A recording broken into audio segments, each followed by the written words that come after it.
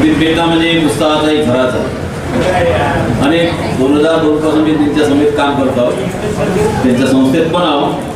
पण ती जेव्हा पत्रकार होते तेव्हापासून आणि आत्तापर्यंत आम्ही अनेकदा बरेच कार्यामध्ये सोबत असतो. तर त्यांच्यासाठी काही ओळी आहेत.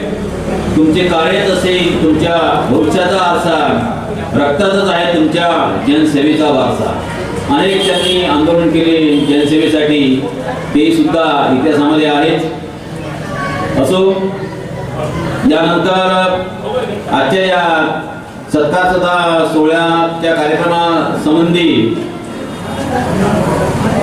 सय्यद अकरम स्थायी समिती सदस्य यांना मी असे विनंती करतो की त्यांनी आपले मनोगत व्यक्त करावे. सय्यद अकरम.